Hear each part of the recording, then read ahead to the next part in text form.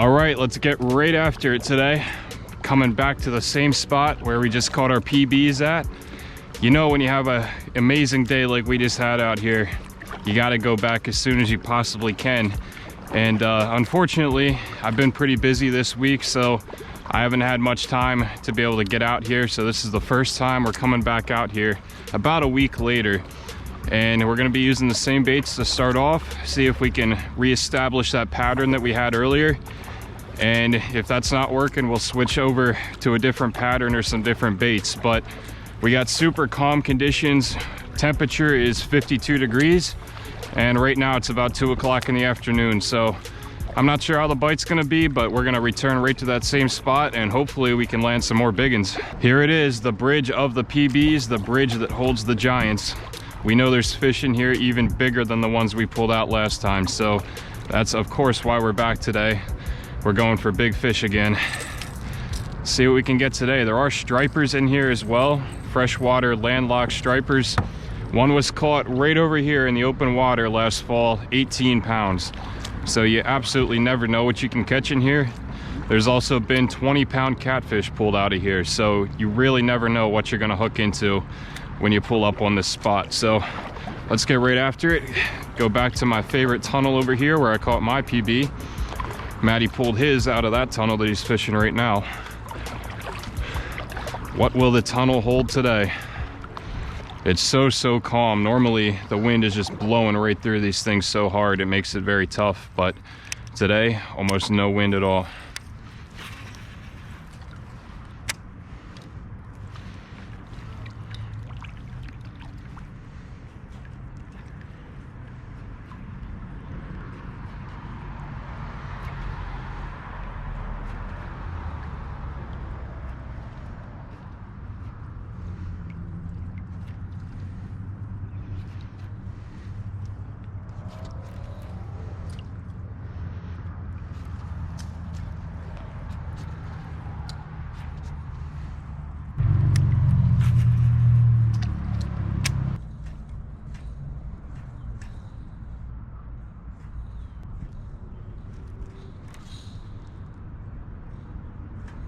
I wonder how long it would take for me to just stay right here and jig in the same spot to get one.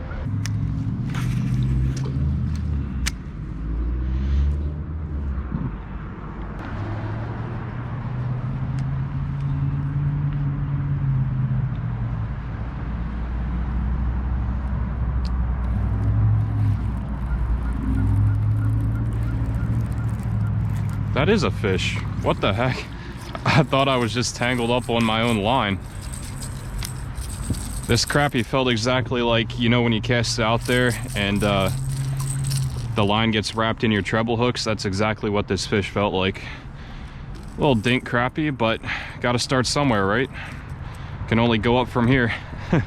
In about a month or so, the bigger ones of these will be really turning on in this lake. I've caught my biggest crappie ever out of here, and I've caught plenty of 1.5, nearly 2 pounders out of here. So we'll be targeting them pretty heavily in the next month or two. Trying to get some big old slabs. I mean, it could happen today too, but they really start coming alive, the big ones, in about a month or so. But we do have life in the tunnel right there. Hit it very subtly.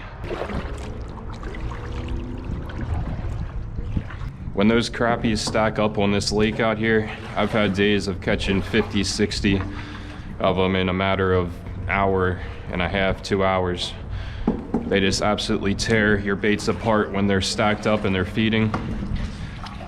It's an absolute blast too when you can get on some big ones.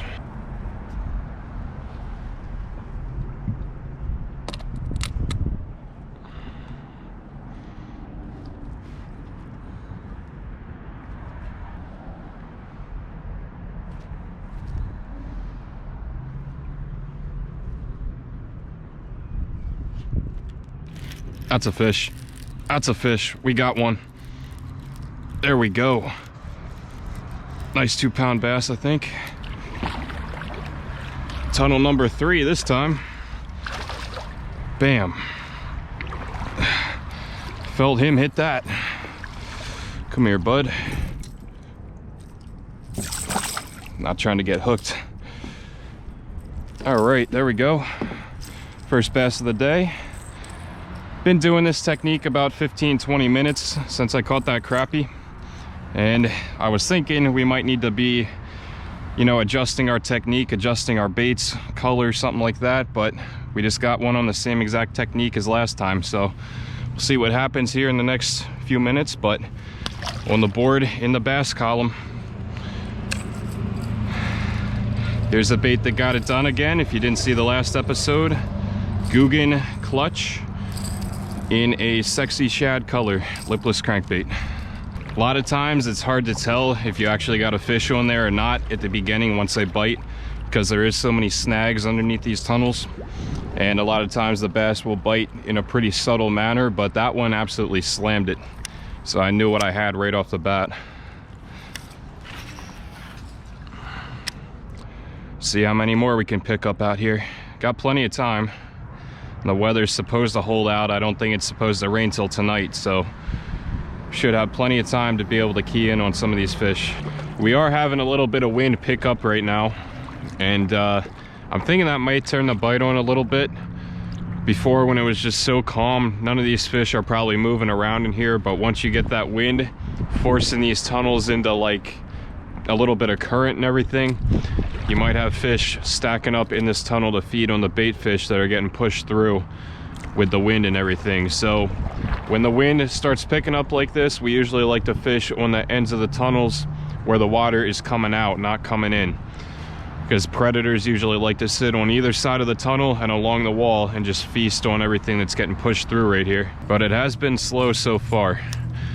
After last time, of course, you got very high hopes when you come out here, but then again, I've been at this exact location tons of times before, and you don't catch giants every time. Another thing too, I have heard from people out in the community that follow the channel and everything that ever since we caught those fish about a week ago, this spot has been absolutely mobbed and crowded with fishing pressure.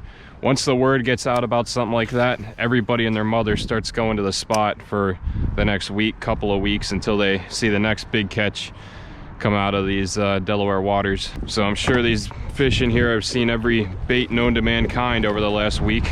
Well, we made a move over from the bridge. Nothing was really happening over there at all. Did get the one crappie and the one pretty small bass. Tried a couple different colors, including this Strike King red eye shad bluegill pattern. But now we're gonna head over to some docks over here, toss under them. And I think I'm gonna use a square bill. I got another Guggen bait, actually a couple of them here, a couple different options. Let's get it untangled. This one is a sriracha crawl. It's a little bit too small to throw on my bait caster, but I do have my spinning rod, so I might throw that later on. But for now, we're gonna toss the Guggen banger in a chartreuse color. It's a one knocker in there, sounds pretty good. And I have heard some reports that people have been catching them out here on square bills, so that's something we didn't try last time, something we haven't tried at all today. And I'm thinking maybe if I can throw these under some docks, under some laydowns, might be able to bang it off of that structure and get a reaction strike out here. Got the banger tied on right here. We're gonna cruise on over along the shoreline, work it shallow. If you guys have noticed, most of the colors, with the exception of that bluegill pattern, most of the colors I've been using have been very bright and stand out well in stained water, because this water right here, some of the dirtiest water you will find in our area. So the yellows, the whites, even something like an orange or a really bright red maybe, those bright colors are what you want to use when you got water that's as stained as this is right here. And that wind that is picked up is just carrying us right along just like a trolling motor. So we're covering plenty of water, going at a nice little speed here.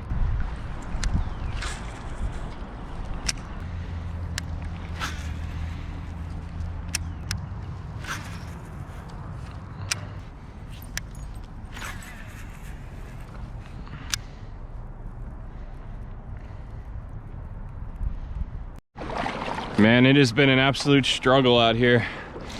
Got those two fish, but after that, not a single bite for either of us. We're going back to the tunnel one more time, see if we can pull out a lunker on the last minute like we did in the other video, but it's not looking too promising right now. Place is pretty much completely dead. And here's the final bait we're gonna use right here. Guggen Squad clutch in the Ghost Gill color pattern. We had been using the clutch Sexy Shad, but I don't know, maybe a little color change right here will bring it home for us. I do really like the chartreuse tip on the end of here and stained water. Really helps them key in on that sound and find that bait. They hear the rattles, but sometimes it's tough for them to pick up on seeing it, and that little tip right there gives away this bait's location so they can come and hit it. But this is going to be the final bait we use, I'm pretty sure. If we can't get one on here, we're going to get out and out of here, maybe head to a different spot.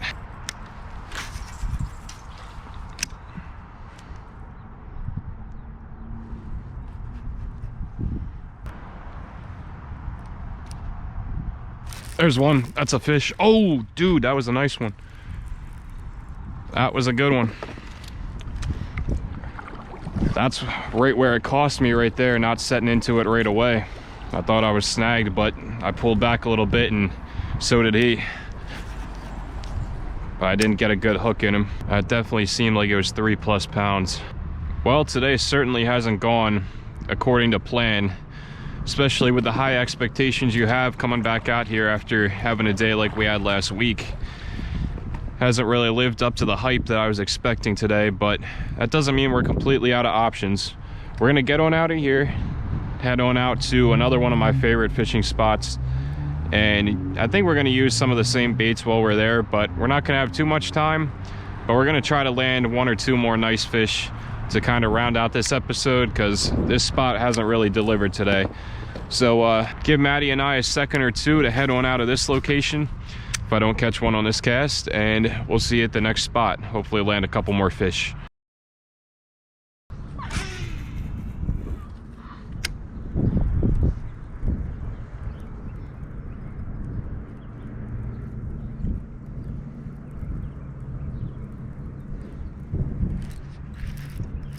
There we go, we're on.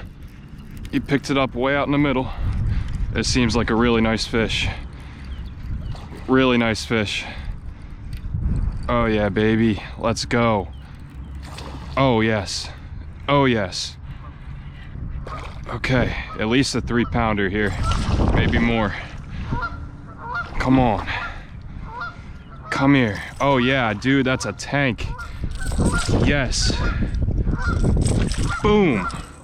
Yes, easy 3.5 pounder right here, guys. Check it out. Bang. Let's go. Let me work my way back to shore. Yes, yes, yes. Man, he was chasing this bait down. I was really moving it fast. That same bait that I slammed that PB on the other day comes through here in a completely different manner in which I was working it. Let's get a good old measurement here. This is a really long fish. Probably not the heaviest, but he's long.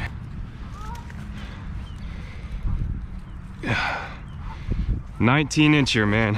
Beautiful, nice largemouth bass. Let's get him back in the water. 1 inch away from a citation. Let's let him go.